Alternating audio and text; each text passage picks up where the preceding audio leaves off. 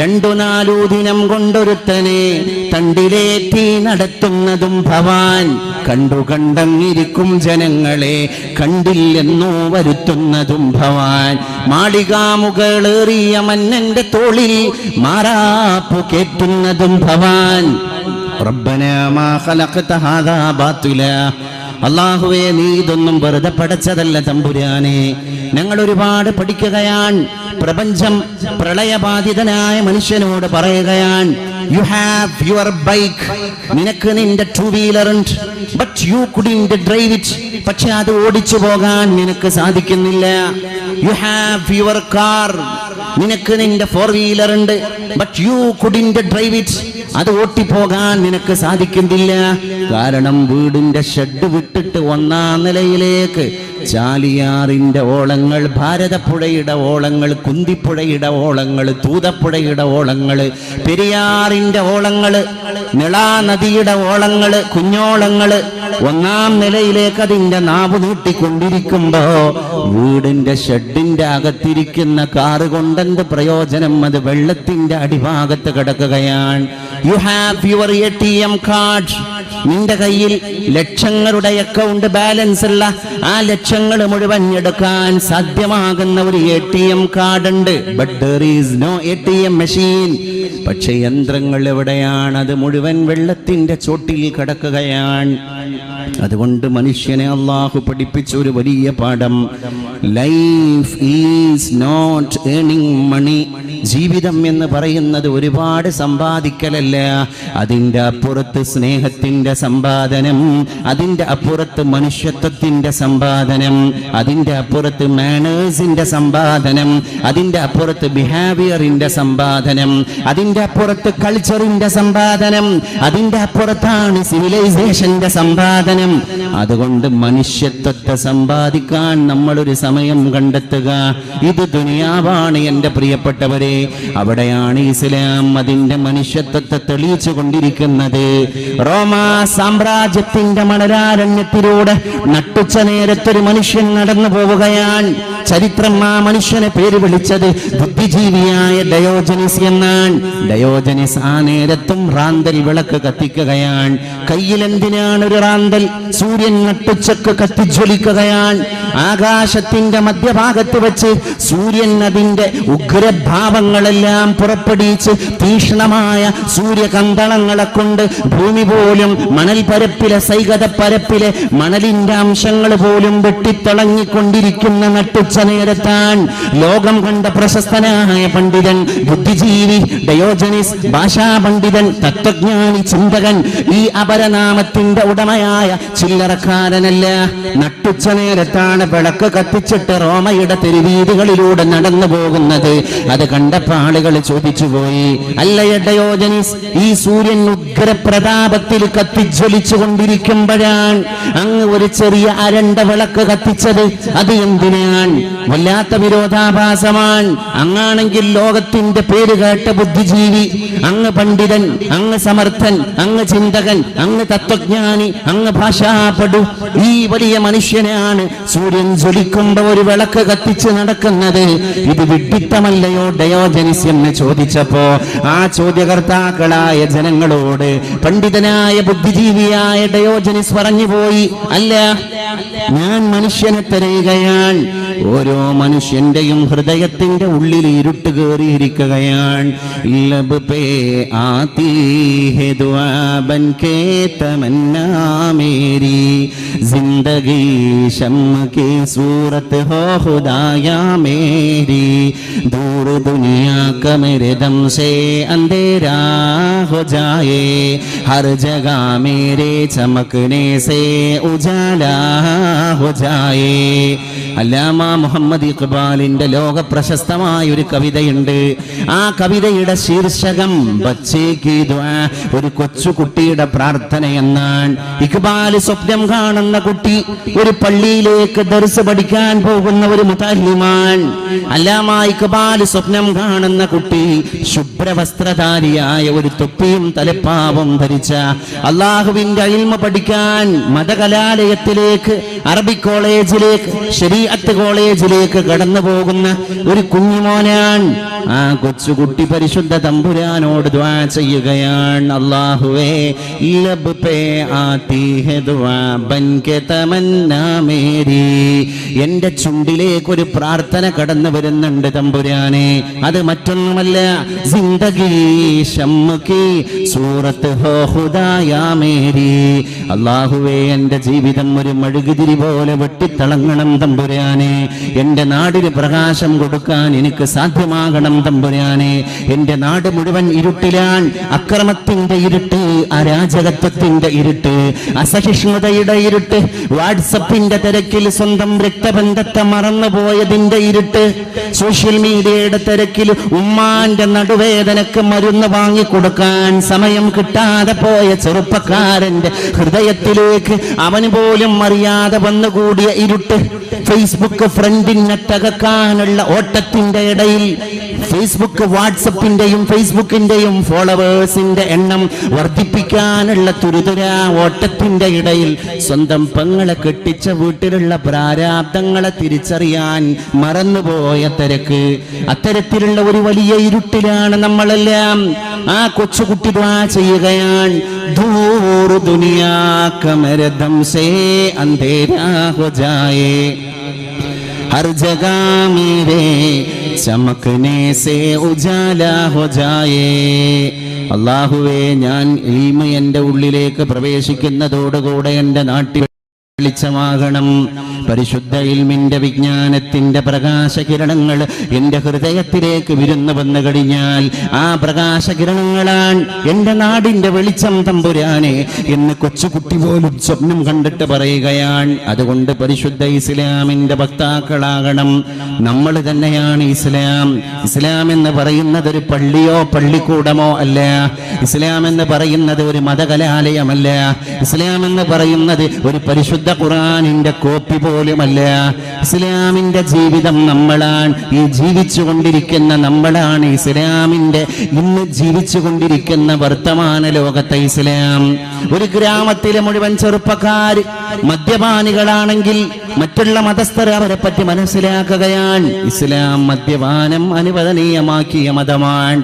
അതുകൊണ്ട് നമ്മുടെ ജീവിതം, നമ്മുടെ സംസ്കാരം, നമ്മുടെ ഇടപെടൽ, നമ്മുടെ ഭാഷ, നമ്മുടെ വേഷം, നമ്മുടെ പ്രയോഗം, നമ്മുടെ ഇന്റർപ്രിട്ടേഷൻ, നമ്മുടെ എല്ലാ കൈകാര്യങ്ങളും ഒരു പരിശുദ്ധ മതത്തിന്റെ ചിഹ്നങ്ങളിലൂടെ കടന്നു പോകണം.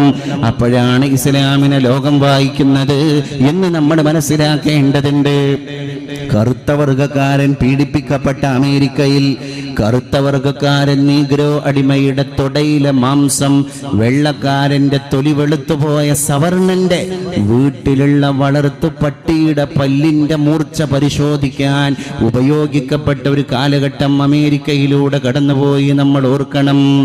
വെള്ളക്കാരന്റെ ശീതീകരിച്ച റൂമിന്റെ ഉള്ളിൽ ഭക്ഷണത്തിന് മെനു പോലും തയ്യാറാക്കപ്പെട്ടതിന്റെ ശേഷം മൃഷ്ടാന്നം ഭക്ഷണം കഴിക്കുന്ന വളർത്തുപട്ടിക്ക് ആ വളർത്തുപട്ടിയുടെ കോട്ടുപല്ലിന്റെ മൂർച്ച പരിശോധിക്കാൻ അമേരിക്കയുടെ തെരുവീതികളിലൂടെ പേപ്പട്ടിയെ പോലെ അലഞ്ഞു തിരിയുന്ന തൊലി കറുത്തുപോയ കറുത്ത വർഗക്കാരന്റെ നീഗ്രോ അടിമയുടെ തുടയിലുള്ള മാംസ കഷ്ണങ്ങളെ ഉപയോഗപ്പെടുത്തിയ ഒരു കാലഘട്ടത്തിലൂടെ അമേരിക്ക കടന്നുപോയി എന്ന് നമ്മൾ ചിന്തിക്കണം. ആ അമേരിക്കയിലാണ് second Gandhi of the world, ലോകം കണ്ട രണ്ടാമത്തെ മഹാത്മാഗാന്ധി എന്ന് ഓമന പേര് ലഭിച്ച മാർട്ടിൻ ലൂതർ കിങ് പ്രഭാഷണം നടത്തുന്നത്. ഒരുപാട് കറുത്ത വർഗക്കാർ മാർട്ടിൻ ലൂതർ കിങ്ങിന്റെ പ്രഭാഷണം കേൾക്കാൻ അമേരിക്കയുടെ തെരുവീതിയിൽ ലക്ഷോപലക്ഷം ആളുകൾ ഒരുമിച്ച് കൂടി. അവിടെ മാർട്ടിൻ ലൂതർ കിങ് പറഞ്ഞുപോയി, ഐ ഹാവ് എ ഡ്രീം, എനിക്കൊരു സ്വപ്നമുണ്ട് എന്ന്. അപ്പൊ മാധ്യമ പ്രവർത്തകന്മാർ ചോദിക്കുന്നുണ്ട്, പ്രിയപ്പെട്ട മാർട്ടിൻ ലൂതർ കിങ്ങിനോട്, dear King, what is your dream? അങ്ങയുടെ സ്വപ്നം എന്താണ്? ആ സ്വപ്നം കൂടി മാധ്യമങ്ങളോട് അങ്ങ് തുറന്നു പറയണം. മാർട്ടിൻ ലൂതർ കിങ് നീഗ്രോ അടിമ പാർശ്വവൽക്കരിക്കപ്പെട്ട അമേരിക്കയുടെ ദുസ്ഥിതിയുടെ നേരെ വിരൽ ചൂണ്ടിയിട്ട് അന്ന് മൊഴിഞ്ഞു. ഈ അമേരിക്കയുടെ തെരുവീതിയിലൂടെ വെള്ളക്കാരനും തൊലി വെളുത്തവനും തൊലി കറുത്തവനും തോളോട് തോളുരമ്മി ഒരു ജപമാലയിലെ, ഒരു തസ്ബീഹ് മാലയിലെ മുത്തുമണികളെ പോലെ ഒന്നിച്ച് നടക്കണം. ഒരച്ഛനമ്മക്ക് പിറന്ന മക്കൾ, ഓർത്താലൊരൊറ്റ തറവാട്ടുകാർ നാം. നാഥന്റെ മുറ്റത്ത് വിളഞ്ഞിടുന്ന നന്മുന്തിരിക്കൊത്ത മനുഷ്യവർഗം, ഒരൊറ്റ ജന്മം, ഒരേ സമൂഹം, ഒരച്ഛനം മതൻ ബാല്യവ്യൂഹം, അതോർക്കുകിൽ പിന്നെ ആധിപത്യം, നിതാന്ത സ്നേഹത്തിനാണു സത്യം.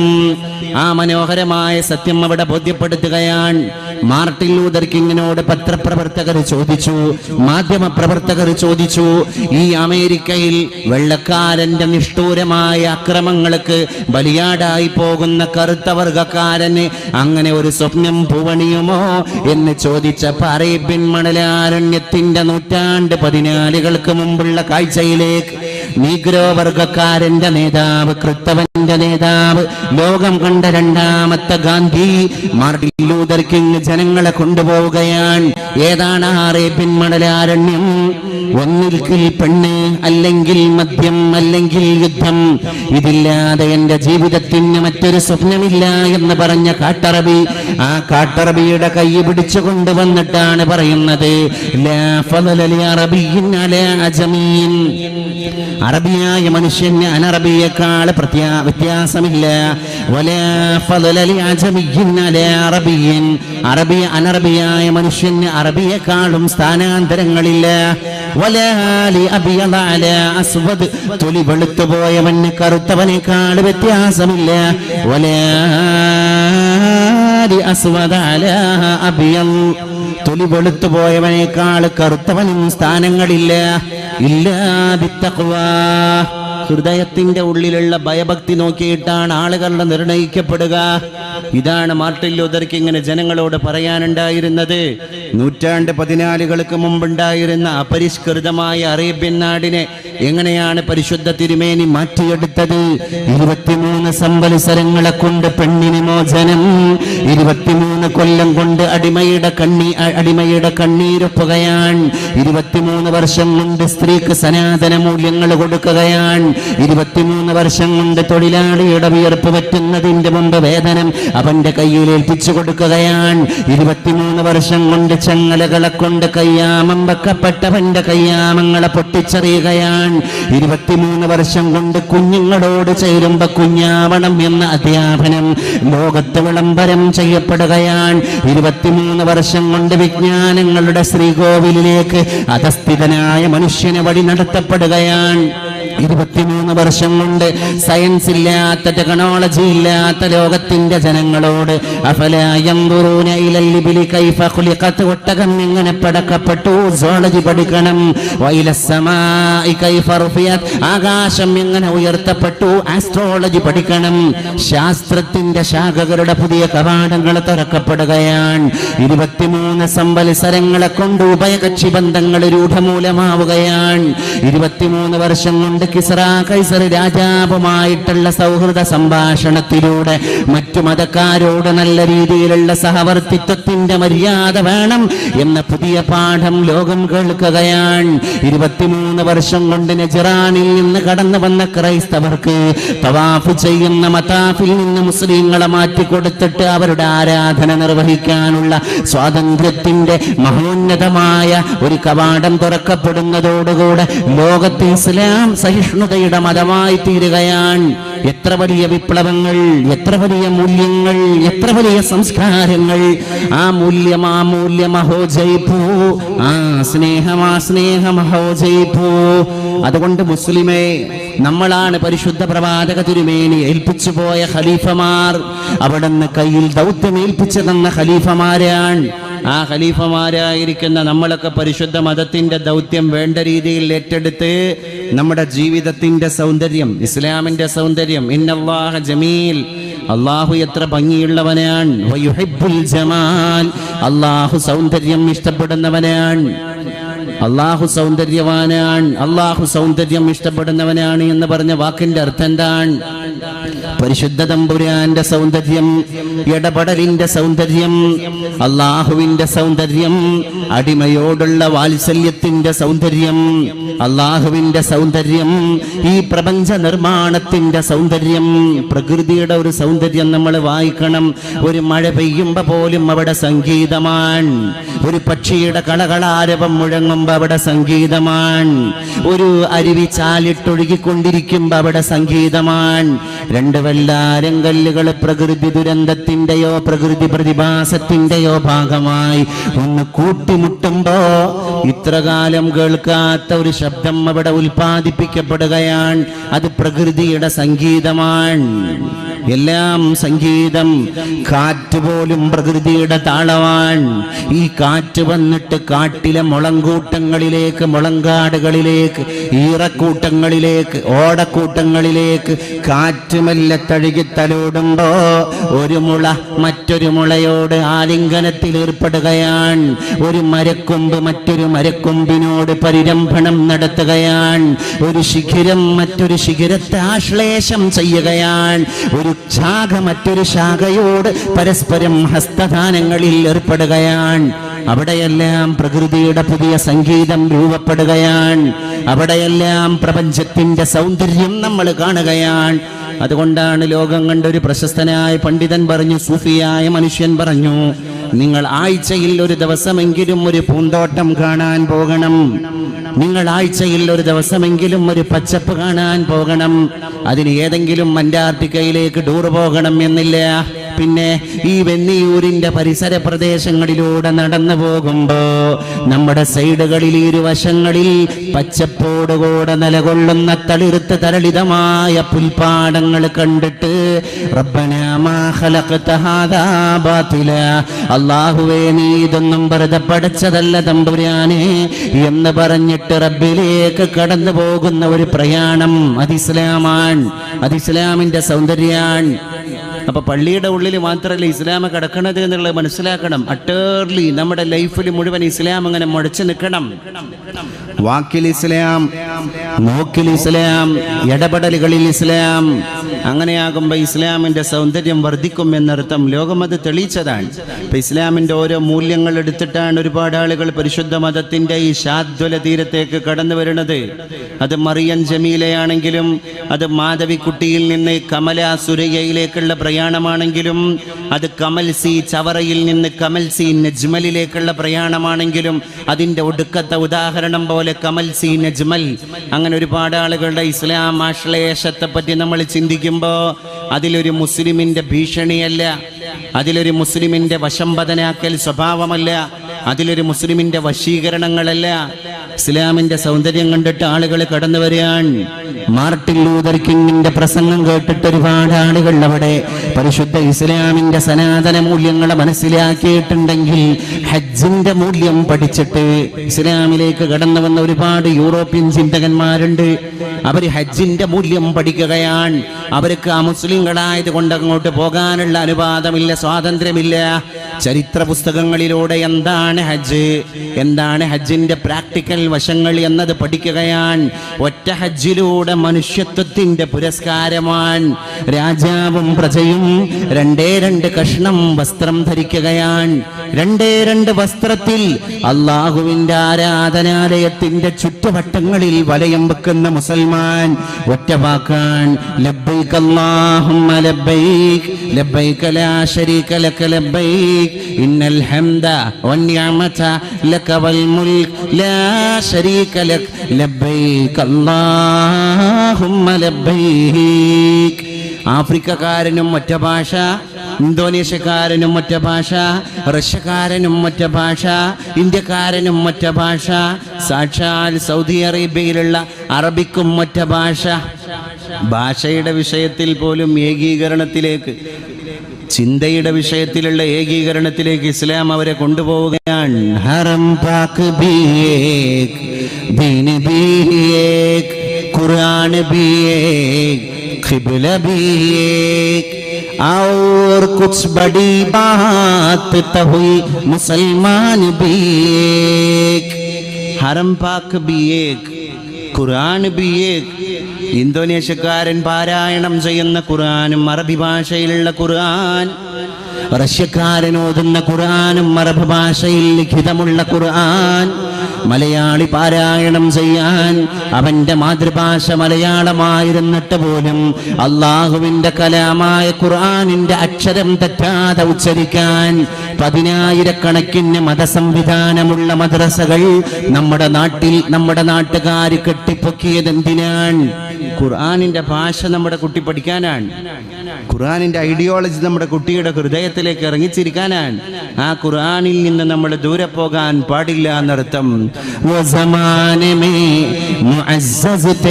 മുസൽമാൻ ഹോക്കർ ആജ് ഹം ഖാർ ഹുയേ താരിഖേ ഖുർആൻ ഹോക്കർ. അന്നത്തെ കാലത്ത് നമുക്കൊക്കെ ഉഗ്രപ്രതാപം ഉണ്ടായിരുന്നു. പഴയകാലത്തെ മുസൽമാന്റെ ചരിത്രം എടുത്തു നോക്കുകയാണെങ്കിൽ ഒരുപാട് പ്രതാപങ്ങളിലൂടെയായിരുന്നു അന്നത്തെ മുസ്ലിം സഞ്ചരിച്ചത്. ആജ് ഹം ഖാർ ഹുയേ, ഇന്ന് നമ്മൾ പരാജിതരായിരിക്കുകയാണ്, ഇന്ന് നമ്മൾ നിന്ദ്യരായിരിക്കുകയാണ്. എങ്ങനെ? താരിഖേ ഖുർആൻ ഹോക്കർ.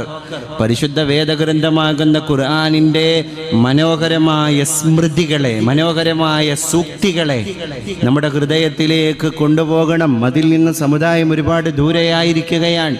ഇന്ന് നമ്മുടെ തിരക്ക്, ഇന്ന് നമ്മുടെ സംഭാഷണങ്ങൾ എല്ലാം ഭൗതികതയ്ക്ക് വേണ്ടിയാണ്. ഏകോദര സഹോദരന്റെ മാരടത്തിൽ കടാര കുത്തിയിറക്കി അവനെ കൊലപ്പെടുത്തണം. അത് ചായ കുടിക്കുന്ന ലാഘവത്തോടെ ലോകം കൈകാര്യം ചെയ്തുകൊണ്ടിരിക്കുകയാണ്. താനൂരിലെ അഞ്ചുടിയിലെ ബഷീറിനെ സവാദിനെ കൊന്ന സൗജത്ത് തന്നെ പറഞ്ഞുപോയി. അവസാനം സവാദിനെ കൊല്ലുന്നതിന്റെ 1-ാം പ്രതിയായ ബഷീർ തന്നെ പറഞ്ഞുപോയി, സൗജത്തിന്റെ കാമുകൻ, എന്ത്, ഞാൻ അദ്ദേഹത്തെ കൊല ചെയ്യാനുള്ള എല്ലാ ഇന്ധനവും എനർജിയും ശക്തിയും മനസ്സും എനിക്ക് തന്നത് അവന്റെ തന്നെ സഹധർമ്മിണിയാണ്. ഇത്രകാലം അവന്റെ കൂടെ കിടപ്പറ പങ്കിട്ട ബെറ്റർ ഹാഫ്, ജീവിതത്തിന്റെ നല്ല പാതി.